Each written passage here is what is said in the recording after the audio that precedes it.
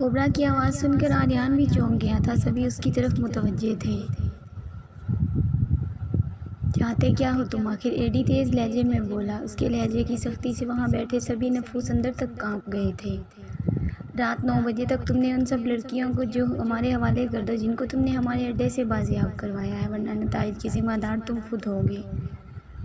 वो तुम्हारा वो आर्यन, अब तक उसकी बीवी हमारे पास महफूज है, लेकिन अगर हमारी बात ना मानी और किसी भी किस्म की होशियारी की कोशिश की तो हम क्या कुछ कर सकते हैं, ये तुम अच्छी तरह जानते हो। वैसे भी खूबसूरती तो मेरी और मेरे आदमियों की कमज़ोरी है। कोबरा मैनी खेजी से कहता हुआ कॉल काट गया था। एडी ने उसे 2-4 गालियों से नवाजा। नंबर बार बार डायल किया लेकिन वो बंद जा रहा था। वो हर कॉल के लिए मुख्तलिफ सिम्स का इस्तेमाल करता। इस कॉल के बाद ये नंबर बंद हो चुका था ताकि कोई उसकी मौजूदा लोकेशन ट्रेस न करवा ले। वो इस काम में काफ़ी माहिर था। उस तक रसाई हासिल करना इतना आसान नहीं था। एडी जो कदम उठाने के बारे में सोचता, इस तक पहले ही तमाम खबर पहुंच जाती थी। इसके ज़राए काफ़ी तेज़ थे। एडी ने मोबाइल टेबल पर पटका। आर्यन पर नज़र पड़ी तो उसकी हालत तो ऐसे जैसे काटो तो बदन में लहू नहीं। कोबरा की धमकी ने उस पर सख्ते किसी कैफियत तारी कर दी थी। आर्यन तुम फिक्र ना करो, ये घटिया इंसान बहुत जल्द हमारी तहवील में होगा, कुछ नहीं बिगाड़ सकता हमारा। और मिशाल बिल्कुल महफूज होगी और बहिफाजत तुम तक पहुंच जाएगी। बस तुम्हें परेशान नहीं होना और थोड़ी हिम्मत से काम लेना है, एडी से तसल्ली देते हुए बोला। लेकिन वो उसकी बातें सुन ही कहाँ रहा था। एकदम से चकरा कर कुर्सी पर गिर पड़ा था। वो जानता था कोबरा कोई एक बहुत ही खतरनाक आदमी है। वो जो कहता है फिर करके भी दिखाता है। उस पर हाथ डालना खतरे से खाली नहीं है। उसकी मताए हयात, उसकी बीवी उसके कब्जे में थी। वो उसके साथ कुछ भी कर सकता था। कुछ देर पहले की धमकी सुनकर आर्यन का जिस्म सुन्न हो चुका था। उसे अपने पैरों तले से ज़मीन निकलती महसूस हो रही थी। उसे बस एडी के लब हिलते हुए नज़र आ रहे थे। वो क्या कह रहा है उसे उसकी कुछ खबर नहीं थी।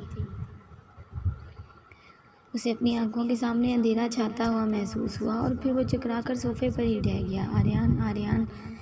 एडी भागता हुआ उसके करीब आया था। बाकी टीम मेंबर्स भी तेज़ी से उसकी तरफ बढ़े। एडी ने उसका चेहरा थपथपाया। उसके चेहरे का रंग बदल चुका था। मिशाल। उसके लबों से ये आखिरी लफ्ज़ अदा हुए थे। उसके बाद गर्दन एक तरफ को ढरक गई। आर्यन आर्यन क्या हुआ तुम्हें? हिम्मत करो आर्यन, तुम्हें कुछ नहीं होगा। 15 मिनट के बाद वो अपने टीम मेंबर्स के हमरा अस्पताल पहुंच चुका था। आर्यन की हालत देखते हुए डॉक्टर उसे आईसीयू में ले गए। एडी को कुछ समझ नहीं आ रहा था कि क्या करे। वो सामने बेंच पर सर हाथों में गिराकर बैठ गया। मिशाल को होश आया तो देखा वो किसी खाली कमरे में लेटी हुई थी। उसका सर भारी हो रहा था। वो अपनी कनपटियों पर हाथ रखती वो मुश्किल उठकर बैठी। कमरा पूरी तरह तारीकी में डूबा था। आहिस्ता आहिस्ता उसके हवास बहाल हुए तो उसे याद आया वो कुछ देर पहले एक कुर्सी के साथ रस्सियों से बंधी हुई थी और अब वो किसी नरम शय पर लेटी हुई थी। उसने हाथ लगाकर देखा तो वो शायद बेड था। मिशाल चौंक कर पीछे हुई। वो यहाँ कैसे आई? बेड पर क्या कर रही है? क्या एक बार फिर उसकी इज्जत उससे आगे की वो सोचना भी नहीं चाहती थी। उसने कर्ब से अपनी आंखें मींच ली। तकलीफ, दर्द, खौफ और हरास सबके आसार उसके चेहरे पर वाज़िह थे। वो नहीं जानती थी उसे किस चीज़ की सज़ा दी जा रही थी। उसे अपने आसपास हर चीज़ से खौफ महसूस हो रहा था। तभी कमरे में उसे आहट महसूस हुई। कोई भारी कदम रखता उस तरफ आ रहा था। खौफ की वजह से मिशाल का पूरा जिस्म कांपने लगा था। वो सिमट कर पीछे होकर बैठ गई। उसका चेहरा पूरी तरह पसीने से भीग चुका था। आर्यन। उसके मुंह से बस एक ही नाम निकला, कहाँ हो तुम? बचा लो मुझे प्लीज़। मिशाल की आंखों से आंसू मुतवातिर गिर रहे थे। वो दिल ही दिल में मुख्तलिफ दुआओं और सूरतों का विर्द कर रही थी।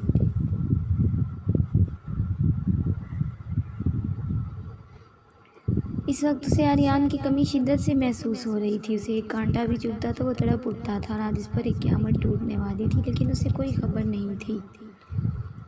लेकिन ऐसा कैसे हो सकता है? उसकी मताए हयात के साथ इतना बड़ा हादसा पेश आ गया और वो उससे बेखबर होता। उसे खबर तो थी, लेकिन वो अपने होशो हवास में होता तो ही उसके लिए कुछ करता ना।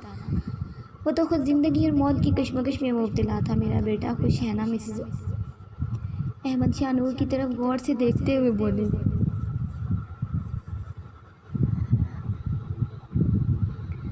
जिस पर शाहनूर मुस्कुराते हुए, आपको क्या लगता है बड़ी अम्मी? शाहनूर उनको बचपन से बड़ी अम्मी कहती थी। सच पूछो तो बेटा, तुम्हारा मुस्कुराता हुआ चेहरा देखकर दिल में एक सुकून सा उतर गया है और फिर हमना भी काफ़ी मुतमईन है। अब तुम नहीं जानती हो, तुम्हारे आने से इस घर की रौनकें वापस लौट आई हैं। सब कुछ एकदम से मुरझा सा गया था। हमारे लिए तो तुम्हारी खुशियाँ अहम हैं बेटा, और इससे बड़ी बात और क्या हो सकती है।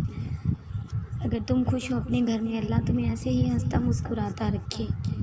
मैं मिली हूँ दानियल से, काफ़ी खुश मिजाज और सुलझा हुआ बच्चा है। मुझे उम्मीद है वो तुम्हें हमेशा खुश रखेगा। और तुमसे भी एक रिक्वेस्ट है, अब सब कुछ भुलाकर एक नई ज़िंदगी की शुरुआत करो। मेरा ज़हरान भी अपनी ज़िंदगी में आगे बढ़ चुका है। उसने भी कुछ माह पहले ही एक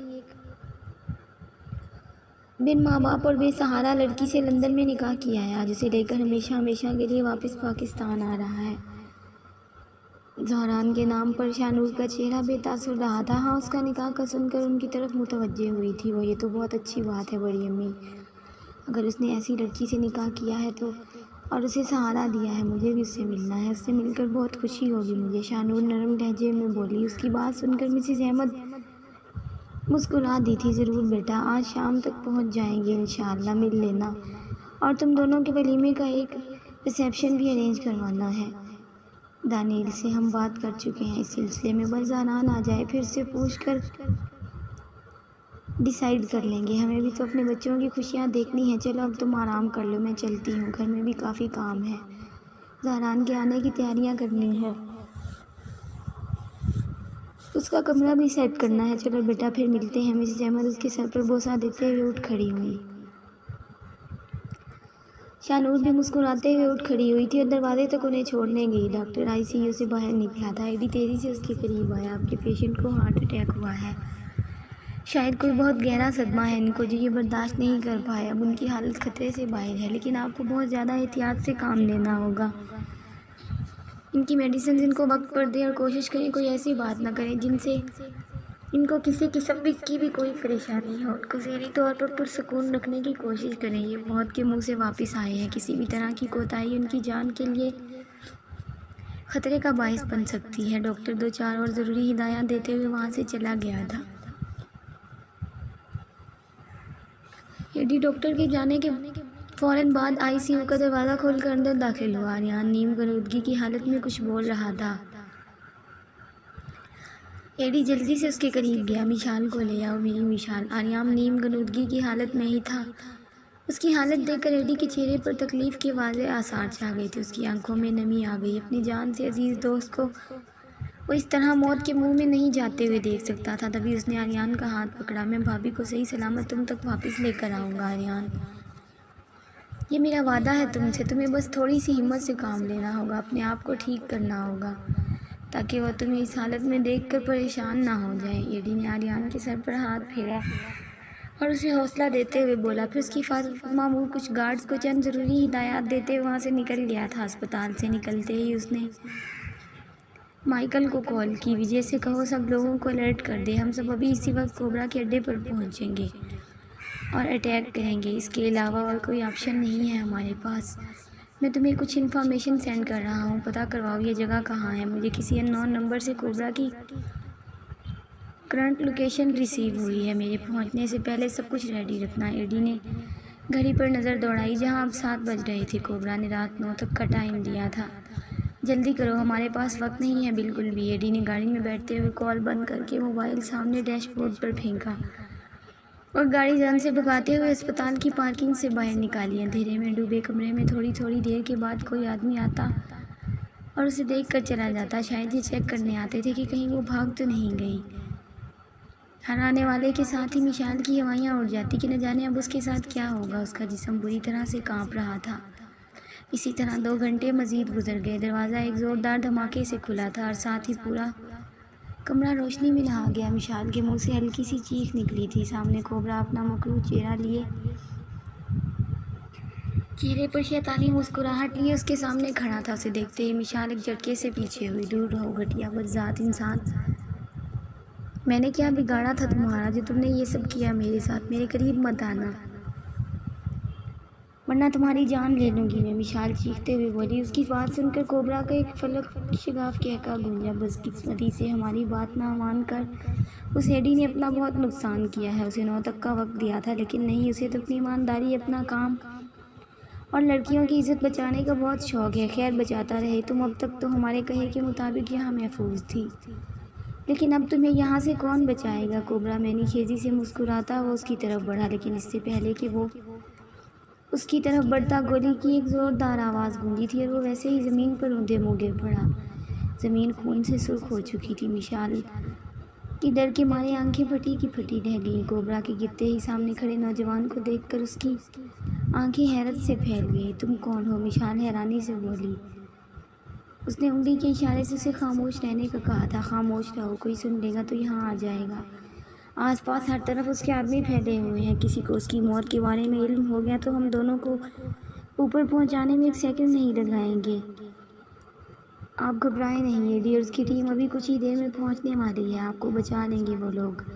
अभी वो ये बोल ही रहा था कि कुछ नौजवान असले से लैस भागते हुए अंदर दाखिल हुए और उस पर गोलियों की बौछार कर दी। दूसरे ही लम्हे वो कलमा पढ़ते हुए खून आलूद जिस्म के साथ ज़मीन पर गिर पड़ा था। मिशाल का दिमाग सुन्न हो चुका था। उसे कुछ भी समझ नहीं आ रहा था कि क्या हो रहा है। वो ज़मीन पर अपने बेजार वजूद के साथ पड़ा अब्दी नींद सो चुका था, लेकिन आज एक बोझ उसके दिल से उतर चुका था। वो एडी के लिए कुछ करना चाहता था और उसने कर दिखाया। एडी की टीम पहुंच चुकी थी। उसने अपने साथियों के साथ मिलकर कुछ ही देर में सारी जगह का कोबरा के आदमियों से सफाया कर दिया। मिशाल को बहिफाजत वहाँ से निकाल लिया गया था, लेकिन बहराम की मौत ने एडी को अंदर तक तोड़ कर रख दिया। उसने बेशक एडी को बहुत तकलीफ़ पहुंचाई थी, लेकिन चाहते चाहते वो अपनी इस गलती का इजाला कर गया था। एडी उसे दिल से माफ़ कर चुका था। आर्यान को भी उसकी मौत का दिली सदमा पहुंचा था। काफ़ी अर्सा वो दोनों इस सदमे से बाहर नहीं निकल पाए कि उनका जान से प्यारा दोस्त जिसके साथ 10 साल तक का सफ़र गुजरा था, वो उनमें नहीं रहा। 4 साल बाद।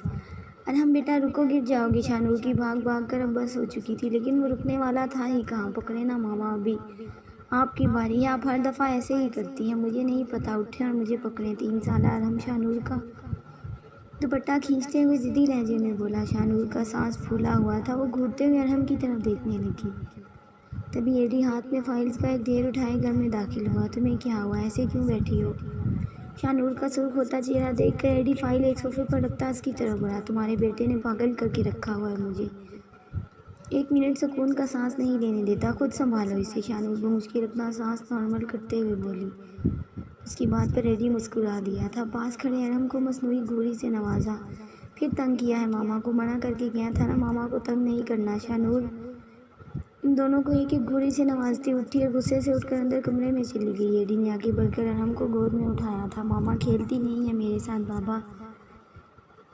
मैंने उन्हें पकड़ा था, पर जब मेरी बारी आई तो वो भाग गई। अरहम एडी के गले में बाजू डालते हुए मुंह बसोड़ते हुए बोला। एडी मुस्कुरा दिया था। 3 साल अरहम में उसकी जान बसती थी। हरी आंखें और भूरे बाल बिल्कुल एडी जैसे थे, अलबत्ता बाकी चेहरे के नैन नकुश शानूर पर गए थे। कोई बात नहीं, बाबा आ गए हैं ना, अब बाबा खेलेंगे आपके साथ। एडी मोहब्बत से उसके हाथ चूमता हुआ बोला। ज़हरान 2 साला हुरिया को नाश्ता करवा रहा था, साथ दूसरे हाथ से ऑफिस के कुछ पेपर्स पर नज़र डाल लेता। ज़हरान ने गोद में हुरिया को उठाया हुआ था, साथ साथ पेपर्स को पढ़ भी रहा था। हुरिया जमाइयाँ लेती आंखें मूंदे उसके कंधे के साथ लग गई। ज़हरान ने उसकी तरफ देखा, फिर मुस्कुराकर उसे गोद में उठाए अंदर कमरे की तरफ बढ़ गया। ईशल पहले से ही घोड़े बेच कर सोई हुई थी। ज़हरान ने हुरिया को ईशल के पास लिटा दिया। हुरिया लेटते ही ईशल की तरफ करवट लेकर सो गई थी। ज़हरान ने एक नज़र दोनों की तरफ देखा। दोनों माँ बेटी एक जैसी हैं, सोई रहती हैं सारा दिन। ज़हरान मुस्कुराता हुआ कमरे की लाइट बंद करके बाहर निकल गया था। मिसिस अहमद बाहर लाउंज में ही बैठी थी जब ज़हरान उनकी तरफ बढ़ा। अच्छा मॉम, मैं जा रहा हूँ, ऑफिस के लिए देर हो रही है। हुरिया सो गई थी, ईशल के पास लिटा दिया है, उसको देख लीजिएगा। आपको तो ईशल की नींद का पता है, 12 से पहले नहीं उठेगी। उसकी बात सुनकर मिसेस अहमद मुस्कुराते हुए खड़ी हो गई। तुम फिक्र ना करो बेटा, वो जब उठेगी मैं इसे फीडर दे दूँगी। सारा दिन उसी के साथ तो गुजरता है मेरा। सोने दो ईशल को। कल भी कह रही थी पूरी रात हुरिया ने सोने नहीं दिया, जागती रही है। दिन में तो सोने दो कम से कम बेचारी को। उनकी बात सुनकर ज़हरान भौंचका रह गया था। कल सारी रात तो वो जाग कर हुरिया को ले लेकर फिरता रहा था, जबकि ईशल तो मज़े से सोई हुई थी। कितनी झूठी है ये लड़की। ज़हरान दिल में ईशल की चालाकी पर इसे दिलासा देते हुए मिसेस अहमद को अल्लाह हाफिज़ कहकर बाहर निकल गया। मिशाल सोई हुई थी जब आर्यान ने आकर उसे जगाया। उठ जाओ यार, आज डॉक्टर के पास जाना है हमने, आर्यन विशाल को कंधे से झिंझोड़ते हुए बोला। विशाल आंखें मसलते हुए उठकर बैठी थी। 5 मिनट में रेडी होकर बाहर आओ। नाश्ता कब का बन चुका, तुम होके उठने का नाम ही नहीं ले रही। आर्यन गाड़ी ड्राइव करते साथ साथ विशाल के चेहरे पर नज़र डाल रहा था। क्या बात है विशाल, कोई परेशानी है क्या? विशाल ने नफ़ी में सर हिलाया। सब कुछ कितना अच्छा हो गया है ना आर्यन, तुम, मैं अब और हमारी फैमिली भी कंप्लीट हो जाएगी। विशाल की बात सुनकर आर्यन मुस्कुरा दिया था। मैंने कहा था ना, बस सब्र रखो, अल्लाह हर चीज़ नसीब करेगा। देखो अल्लाह ने हमारी सुन ली।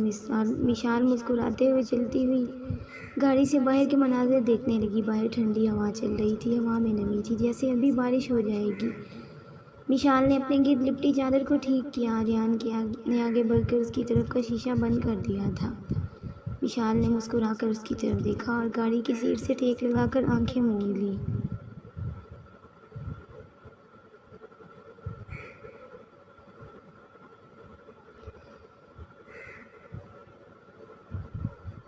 उम्मीद है आप दोस्तों को ये वीडियो पसंद आई होगी। दोस्तों अगर आपको ये नावल पसंद आया तो अपनी राय से आगाह ज़रूर कीजिएगा। और अगर आप मेरे चैनल पर नए हैं तो चैनल को सब्सक्राइब भी लाजमी करें और साथ में लगे घंटी के बटन को ज़रूर दबाएं ताकि हर नई वीडियो का नोटिफिकेशन आप दोस्तों तक सबसे पहले पहुंच सके। मिलते हैं ऐसे ही किसी और नावल में, तब तक के लिए अपना ख्याल रखें और दुआओं में याद रखें। अल्लाह हाफिज़।